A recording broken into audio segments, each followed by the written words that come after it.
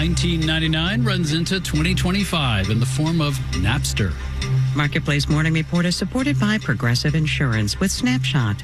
Learn more about Snapshot at progressive.com or 1-800-PROGRESSIVE. Snapshot not available in California or from all agents. I'm David Brancaccio in Los Angeles. Napster seemed like a great idea at the time with 80 million users until it became clear that the free downloaded songs were illegal.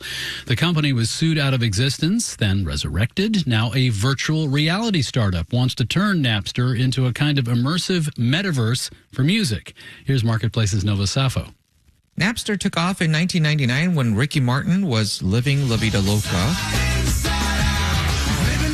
And by the time it was resurrected as a legit music streaming service in 2011, Adele was singing about her broken heart. But Napster, bought by Rhapsody, never really took off as a streaming service. For example, it claims to have paid out only $1 billion in artist royalties so far.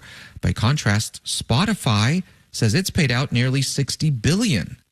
Now, Infinite Reality, a startup, has bought Napster for a bargain, a mere $200 million. The virtual reality company has been on an acquisition binge and also recently bought something apparently popular with the Gen Z crowd called Drone Racing League. The company says it wants to lean into its sports virtual reality know-how to create immersive music experiences, the types of things it says are very popular with 13 to 28-year-olds. I'm Nova Safo for Marketplace. It makes sense, but we now have a number. Job applications are up 50% from current and former federal employees. The statistic was calculated by the job search site Indeed. Here's Marketplace's Samantha Fields. Federal jobs used to be considered stable. Julia Pollack, chief economist at ZipRecruiter, says it's common for civil servants to stick around for a long time. If you go to any government agency and you talk to the career staff there, many will say that they've been working in the agency for 40 years, 20 years, 30 years. Turnover is very low in the federal government. And it's unusual to see lots of federal employees applying for new jobs outside the government. But that's what's happening now. Pollack says ZipRecruiter data backs up what Indeed found. Federal workers are looking for new jobs. And this is not just the workers who have been cut. It is a much wider group than that. Many other workers in the federal government are worried that they could be on the chopping block next. And many are trying to get out before they're forced out. But Andrew Stetner at the Century Foundation says it's a tough time to be looking for a new job. Hiring has really slowed down. We're seeing college graduates have a more difficult time finding work. We're seeing the time on unemployment starting to grow. So people are going into that job market, which may have trouble absorbing them, especially in parts of the country that lose a lot of federal jobs all at once, like D.C.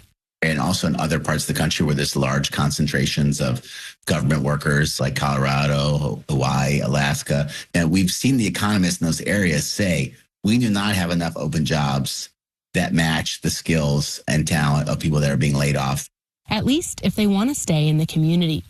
I'm Samantha Fields for Marketplace. Let's do the numbers. Dow futures are up modestly, 35 points. S&P futures are running in place, essentially. NASDAQ futures are down about 0.2%. And one more number, 31.5%.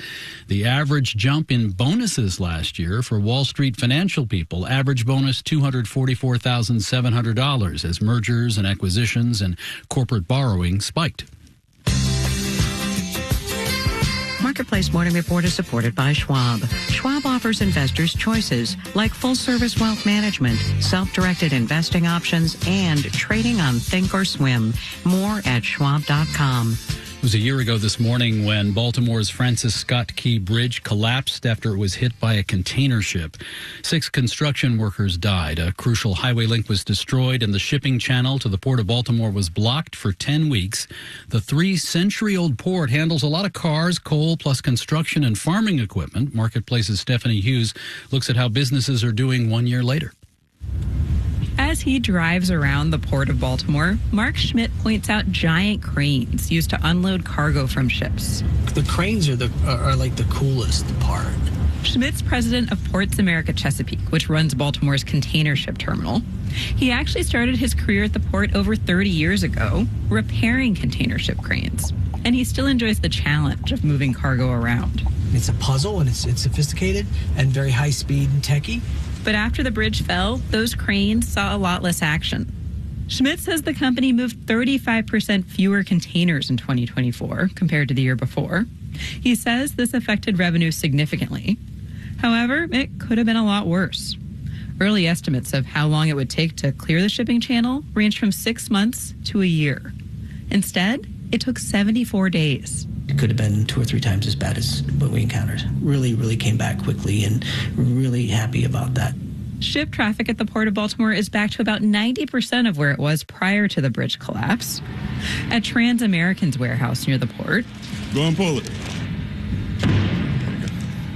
Workers, including Greg Evans, are lashing a giant wooden box of cargo to a flat metal rack. To make sure while it's on the ship, nothing tips over or floats no other way.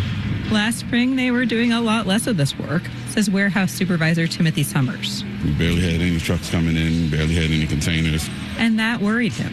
I thought with business slowing down, they might start laying people off, but good thing they didn't. One of Transamerican's owners, Craig McGraw, says things are pretty much back to normal, though he did worry about losing customers long term. The concern with us was that they were going to leave, go to another port, and then not come back. But once they realized that it wasn't going to be the 6 months, it was going to be shorter. Baltimore's a great port, so they decided to stay with it from the looks of it. Baltimore is known for its expertise in handling cars and other big rolling machinery. It's also the farthest inland port on the East Coast, which means items shipped here have less distance to cover on land. King Long Dai, who studies operations management at Johns Hopkins, says there's another factor that helped in the recovery. Some companies likely moved up shipments in anticipation of a longshoreman strike and tariffs. There was a lot of rush, a lot of activity. Overall, the port handled about 46 million tons of cargo last year, its second best year on record. Dai says whether that pace continues will depend a lot on economic factors outside of the port's control, like tariffs and how much consumers still want to buy all the things shipped in those containers. In Baltimore, I'm Stephanie Hughes for Marketplace. And in Los Angeles, I'm David Brancaccio. It's the Marketplace Morning Report. From APM, American Public Media.